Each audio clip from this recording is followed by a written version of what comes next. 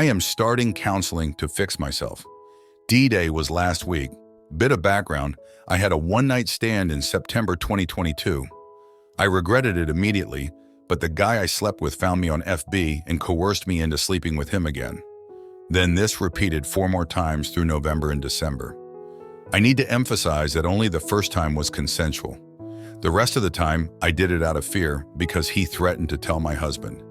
After he wanted to sleep together another time in January, I broke down and came clean to my husband. I did not want to do it again. It made me feel filthy and dehumanized. My husband didn't take it well, and I do not blame him. He temporarily left the house but came back because he wanted the details. I love him with all my heart, and he is going through such a difficult time because of what I did. I do not blame him for his feelings, but he seems to completely ignore the sexual assault aspect of my situation. I'm going through such a hard time at the moment. Please don't be hard on me. I just need a little bit of support. Update 1.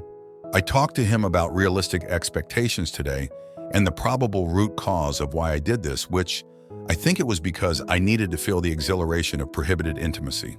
There may be other reasons for this, and I told my husband that I will work through them in counseling. Why did I do this? Why did I hurt him so deeply? He never deserved it. I would do anything for him, and yet I chose to cheat on him. Why? Did anyone else find this out through counseling? Have you been able to fix this damaged part of yourself? Update 2. D-Day was almost 2 weeks ago. I was hurt that my husband never truly acknowledged the sexual assault elements of my affair. When I told him that, he said I only got myself to blame and that I put myself in that position. I was incredibly hurt by what he said. I told him that he was victim blaming, but he said that I wasn't a victim, that any moment before I walked into AP's house I could have turned around, but I didn't. When I asked him if he was ever going to confront AP, he said no. This isn't his fight. How could he say things like that about his wife? He was so emotionless and lifeless. He's barely been home since the D-Day. I'm feeling hopeless and like I'm not going to be able to change our current situation. I'm attending my counseling sessions, and my counselor was the one who urged me to come clean about my feelings to husband. I did not expect him to throw me a pity party, but damn, this was such a cold response. Final update. We just had a heart-to-heart. There's no chance of reconciliation. He won't even consider it. I feel so lost and so scared. What am I supposed to do now? What do I do from here? I'm sticking with counseling, I'm working on myself, and that's all I have left. The pain, the guilt, the anger towards myself, it's overwhelming. Do I just have to deal with this for the rest of my life? It's been more than 2 weeks since the D-Day. I have destroyed my marriage and my life and my husband's life. It's been weeks since all the things I used to be happy about were taken away from me by my own hands. Reconciliation is not an option. Even writing it down pains me to my core. I have been writing in my journal every day. I have started running an extra block now that I can do it without getting too winded. My friends and family who have supported my growth through the years have abandoned me in my time of need. They criticize me for my decisions, as they should. I have had IC weekly and have made progress there. I have learned to forgive myself for bad days, not for what I have done, but to accept that I will have days where all I do is lie in bed. My husband said he's serving me next week. It dreads me.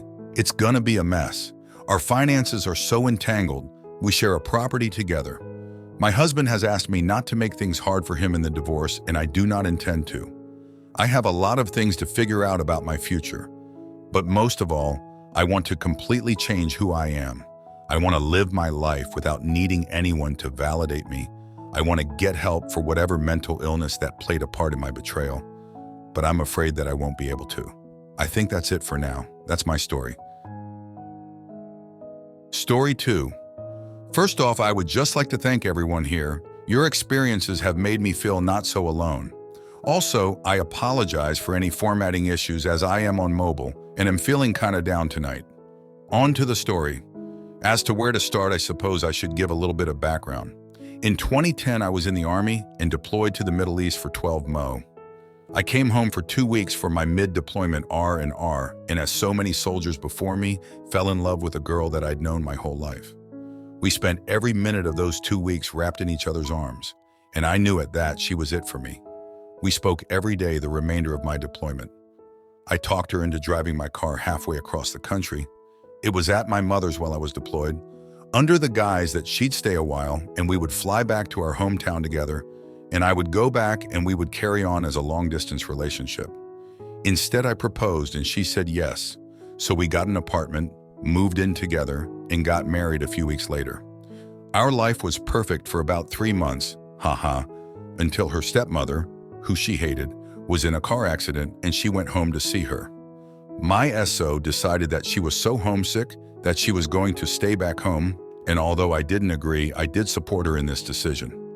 After several weeks, our relationship quickly deteriorated to a point where we agreed to separate and give each other time.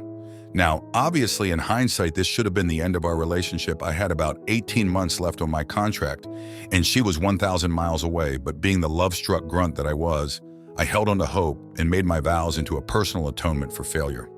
I drank heavily/daily for most of my remaining time in the service. So fall of 2012, and I ETS out, pack my stuff, and head home.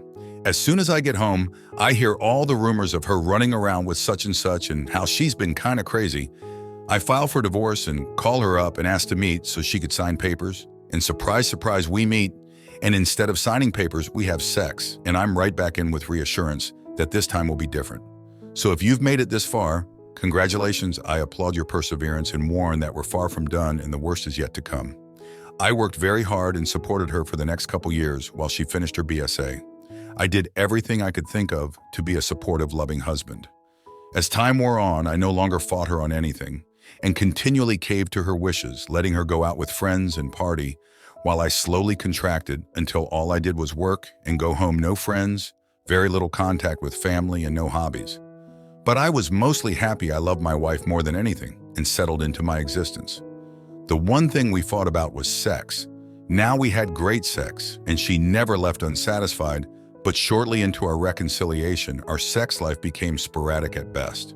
First, it was several times a week, then once a week, then once every couple weeks, then at its worst, it was 6 times in a year. I was growing very unsatisfied, and she blamed her birth control, so I resigned myself to an unfulfilled existence. Fast forward to 2015, and we had just paid off our first home, and I had purchased a small repair shop, and we decided to try and have a baby. She went off because our sex life did vastly improve. The beginning of the next year, she became pregnant, and we welcomed our first daughter into the world that fall. She decides that she wants to stay home, which I support, and we start living a pretty peaceful life. Since she's home all day with the baby, I take about 90% of the responsibilities when I'm at home feeding/changing/bathing, etc. This quickly turns into her needing to go out on the weekends and blow off steam while I'm at home with the baby. No big deal, I'm more than happy to let her. But these nights quickly turn into her not getting home until 4 a.m. Bars close at 1 a.m., and she's always just saying she's cruising with her GFs. I don't like it, but I acquiesce.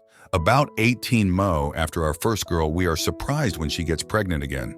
Now, she still wasn't on but we use condoms most of the time, but not 100%. So although we were surprised, it wasn't unwelcome.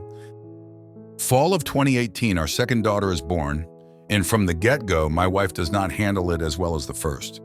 She says postpartum depression and I don't know what to think, but I get them home and do my best to take care of my growing family.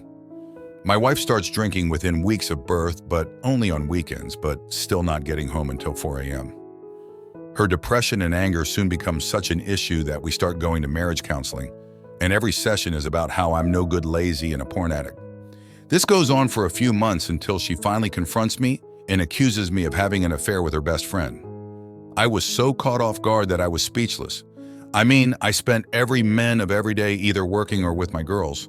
Eventually, she started to become so irrational that I suggested that she get medical help and came very close to having her admitted to a psychiatric facility, but she went on her own, got evaluated, and I discovered that she was bipolar. She had been diagnosed as a teen. Eventually, when she calmed down, I asked her what was going on, and she told me she had had an affair on and off again with this guy most of our marriage, but she ended it before she initially got pregnant, and her recent actions were because she had so much guilt and had to get it off her chest. Now I'm broken. I don't know what to do or what to think and just can't stand to have all of this around my daughters. So I tell her that for right now, I'm going to stay at my dad's and just needed time to think. About a week later, I came back home and did my best to work through this. The very next weekend, she says that she needs some space and that she going to go see a friend and gets drunk, doesn't come home and won't tell me where she is. That was the last straw. I told her to stay where she was, and I took my girls to my mother's and stayed there for 2 weeks and filed for divorce. It was sometime later that I had a nagging suspicion and did DNA tests on both my girls. Turns out my youngest isn't biologically mine, and that is what really crushed me, and not because of what my wife did to me, but what she did to her. And I dread the day when she's old enough and mature enough that I have to tell her. Now that fact doesn't detract from my love for my daughter. Her mother's choices have no affect on our relationship. I changed her first diaper, fed her first bottle, heard her first words, and love her as fiercely as my oldest she is mine. So now I'm sitting here almost 2 years since D-Day, still trying to finalize divorce. She's dragging it out. My business, with all the time I took off to deal with crazy and compounded with COVID, is all but done, and I'm having a terrible time moving on, but hopefully tomorrow will be a good day. Thanks for listening to my TED Talk, although perhaps no one will read this. It felt good to get it all out, and if by chance you did get through it all, sorry. I think you've been very brave, and what you've done for your daughters is amazing. I'm sorry you've had to go through this, but I think you did the right thing by leaving and moving on to build a new life for yourself and your daughters. I think it's great that you've chosen to be a dad to this little girl. She didn't ask to do this. She needs all the love she can get. When she finally finds out, she'll start to question everything in her life and ask where she fits in the world. If for nothing else, she needs to know that someone out there will always think of her in the best way possible. She'll need that kind of stability when the tough life questions come up. I'm glad you're there to give that stability. I wish you all well.